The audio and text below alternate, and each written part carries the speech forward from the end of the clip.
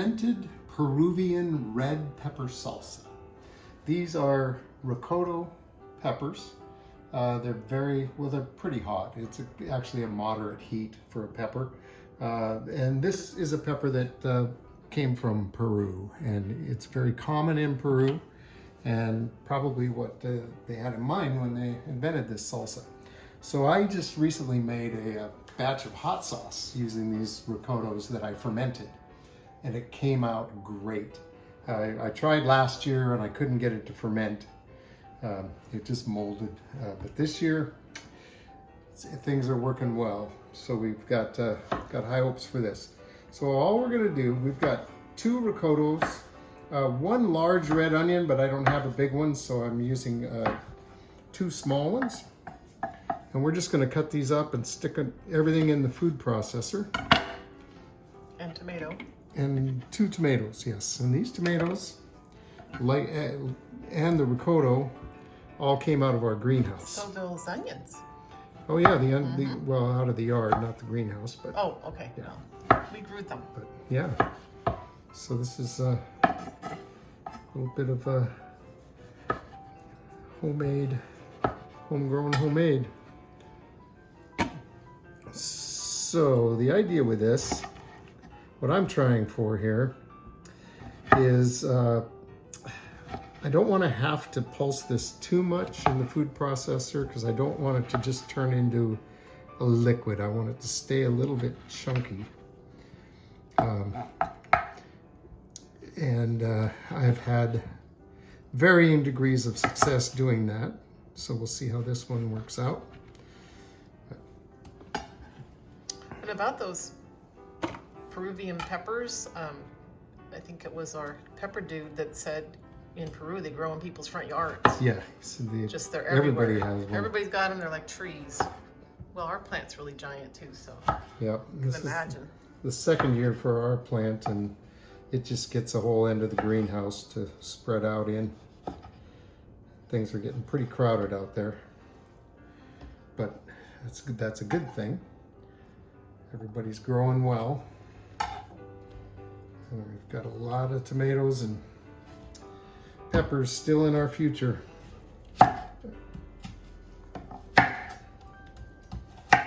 So just chunking these up, none too carefully.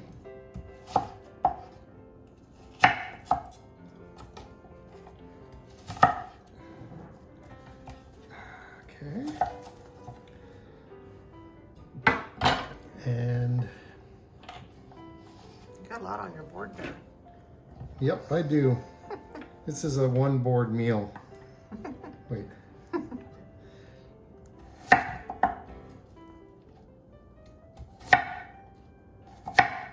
Those are like so fresh. Yep. The onions you buy at the store aren't that hard to cut.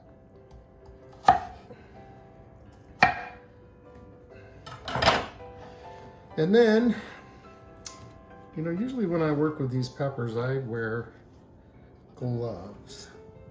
But I think I'm just gonna go bareback. And That's terrible.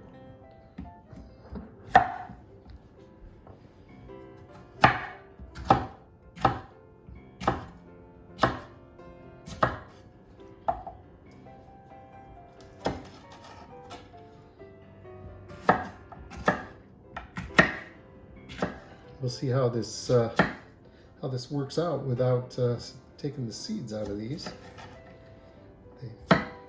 Pretty sure you'll be the only one eating this. They don't say to. What? I might invite people over and. Oh, that's true.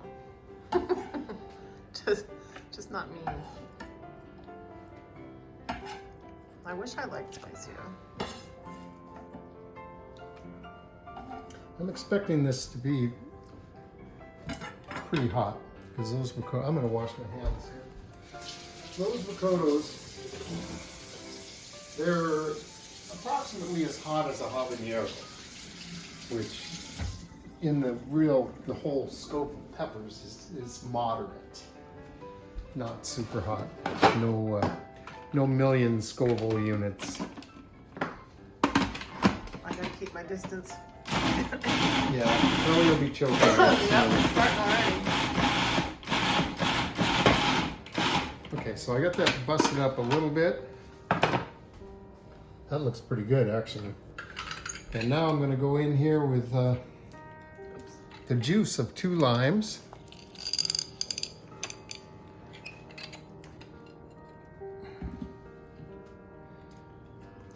Oh yeah. Oh, every time. Kelly has very sensitive to the capsaicins. And it's worse when we can't figure out why when they hit the water somehow when we rinse the sink out or wash something off. Yeah, it doesn't bother me at all until I start rinsing the equipment. And then, ooh, yeah. Yeah. So now we're gonna have 2 tablespoons of white wine vinegar. You can use whatever kind of vinegar you like, but I think white wine vinegar is gonna suit this purpose really nicely. And then we want 1 teaspoon of salt. And that's everything that goes in here. And we're gonna put this in a jar and ferment it for 3 days. Okay, so what does that mean, ferment? Ferment. We're going to let it decompose and start to bubble. I'm not exactly sure. I guess I'll have to look that up. Yeah, basically though, it's gonna sit there and start working. Yes. Start Somehow. Well, it's part of the decomposition process. Yeah. But it produces a very lively little stew.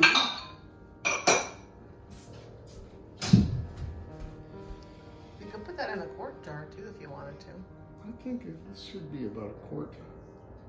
Because, you know, you want to be able to dip your chips in it. Oh, I see. You won't have to take it out. It's a salsa. Oh yeah. Look at that. That's a beauty.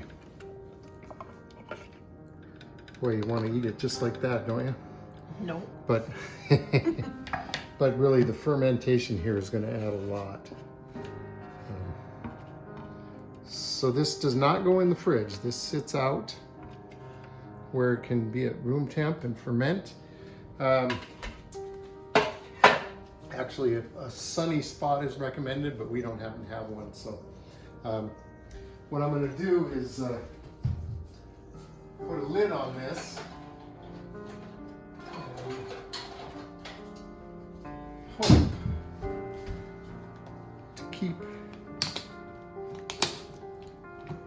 a lot of oxygen from getting in here, and that will help keep it from molding.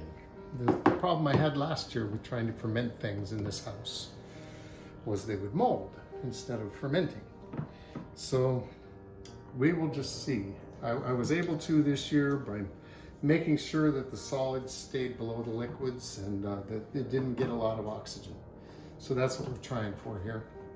And we'll check this baby in a day. Well, we'll check it every day, of course. But in 3 days, it should be bubbling and really, really good. So we'll see.